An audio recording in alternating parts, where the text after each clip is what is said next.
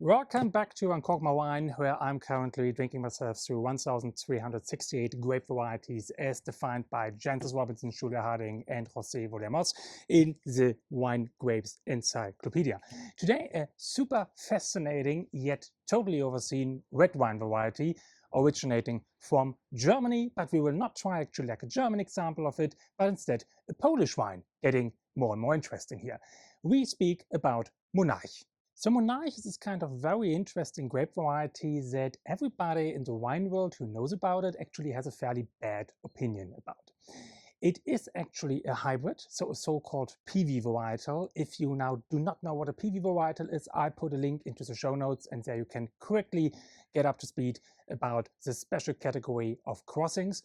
Monarch is a PIWI variety, and it was crossed in 1988 by a guy called Norbert Becker. And that is a name that you definitely should remember if you want to follow this channel, because nearly every time when we talk about PIWIs, we either talk about Norbert Becker from Freiburg, Germany, or we talk about Valentin Blattner from Switzerland, two of the most prominent crossers in the wine world and really like the forefathers of many of the PIWI varieties that we are working with today. Have you ever tasted a wine based on the Monarch grape variety? Then please leave your experiences or maybe a wine recommendation in the comments to share it with me and with others. Highly appreciated. Also, in the show notes, you find a link to a big Falstaff tasting where they tasted like different rosé wines and red wines from Germany based on the Monarch variety.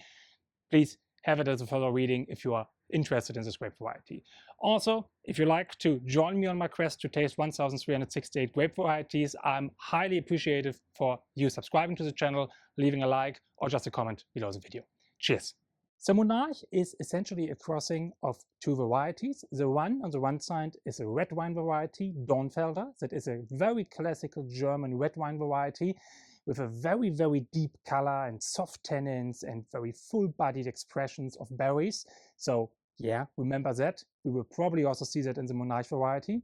And on the other side, we have Solaris. And Solaris is a white wine variety, a highly aromatic white wine variety, especially popular in Poland, in the Nordics, Denmark and Sweden, also partly in Germany. Solaris is a PIWI variety itself. And here comes the interesting part about this kind of crossing, because PIWI varieties always have like genetic elements that are coming from different species than Vitis vinifera.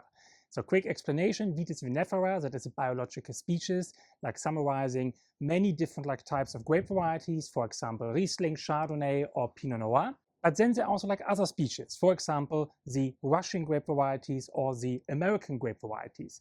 And if we introduce some genes from this side into like a crossing, then we usually add some of the positive elements from there that, for example, the classic Vitis vinifera varieties do not have. So by taking like a Vitis vinifera variety like Dornfelder and crossing it with a hybrid, as we call it, PIWI like Solaris, where we clearly have some genes connected to the species Vitis amurensis, which is the Russian varieties generally, or the Eastern varieties, we, for example, introduce some of the, let's say, specific character traits of those varieties. And as you can imagine, like when you have these like genes of the Vitis amurensis species coming from the Far East, where it's pretty cold and pretty frosty, we can, for example, increase the frost resistancy of a grape variety that we are crossing. So therefore, it's also totally understandable that in Poland, for example, which is a fairly cold climate region, fairly far north and often in most subregions fairly frosty winters and also like a big risk of spring frost, we work especially with hybrids, and that red wine variety like Monarch seemed to be like an interesting attempt to establish like a red wine variety in Poland, because with these like clear genes of Vitis amurensis, it actually like brings a frost resistancy that other like grape varieties, like for example Pinot Noir, might not bring. Also, Monarch is a fairly early ripening grape variety, and this also is like a big advantage, of course, when working in cooler climates where the growing cycle is a little bit prolonged, that we have grape varieties that are ripening fairly early. It is also fairly disease resistant for both forms of mildew, for example, which also like brings further advantages, especially in cooler climates where it's often also like fairly wet and mildew and fungi pressure is usually a problem. Monarch is a fairly rare grape variety. Jancis Robinson and her team are referring to that there are minor plantings in Germany, maybe less than a hectare in Switzerland by the time the book was published, and that it was in 2011 also authorized in Italy. The latest data from the German Wine Institute that I received from 2023 say in Germany we have around 17 hectares of Monarch as of today. In Switzerland I tried to find a producer that does a single varietal wine, but I couldn't find any as of today. And in Poland I know there are a few quality producers that try to make single variety wines out of this grape. So I think a qualified guess is that there are less than 30 hectares of Monarch plantings in the world, maybe even below 20 hectares. Good, but what are Jancis and her team writing about Monarch? They write in the headline, a dark, powerful, recent German hybrid giving fruity and full-bodied wines. So that is what we are looking for.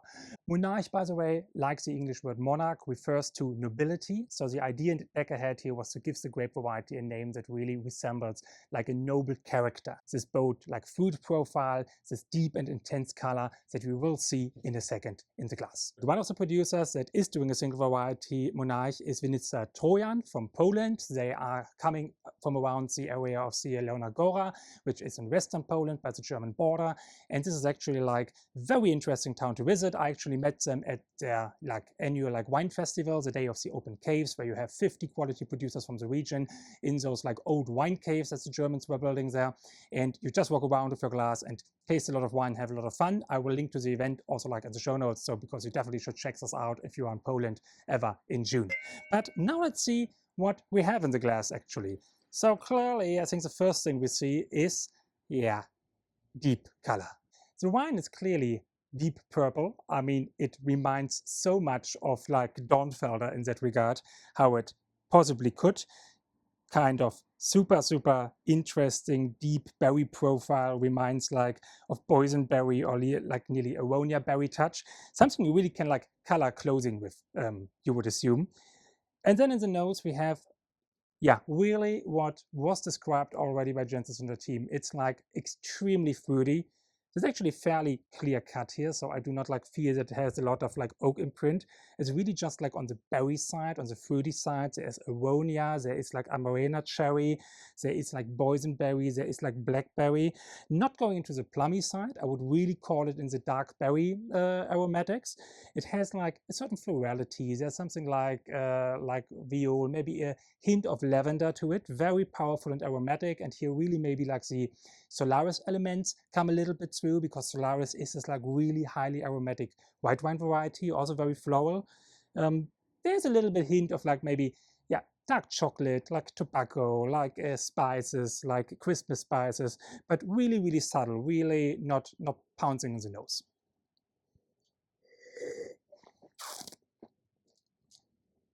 On the palate, it is actually feeling fairly light, given the color. I mean, it's coming from Poland, so we have actually definitely medium plus acidity, especially for a red wine. The alcohol is at 12%, so fairly low. And nonetheless, it feels fairly full-bodied. I wouldn't call it full body, I would call it a medium plus body. It really has some substance in the mouth and some layers and some power there. Then from the tannin side, fairly soft actually. So we really can see here again the Dornfelder with the fairly low to medium minus tannins really comes through. Would maximum give it a medium tannin profile. Very interesting in that regard. Bone dry, no sugar left, really dries the mouth out. Really nice actually in terms of structure. So is it a great wine? I want to say it sounds maybe more complex and more interesting than it is. I think if we judge this totally objectively, it has a nice aroma profile, but actually it's a little bit too much in this acidic and fruit-driven style. And it has some power, but still lacks a little bit of backbone. The tannin structure is a little bit off, the acidity structure a little bit too high.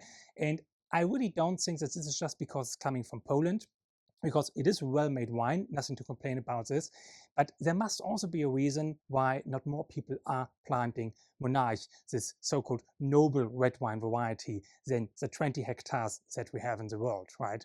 So don't want to down talk Monarch in this regard. I think it's definitely something you should grab your hands on and try, but given also that there's not so much acreage in the world, I think definitely this is a challenge in itself. Cheers on Monarch, and see you for the next out of 1,368 grape varieties.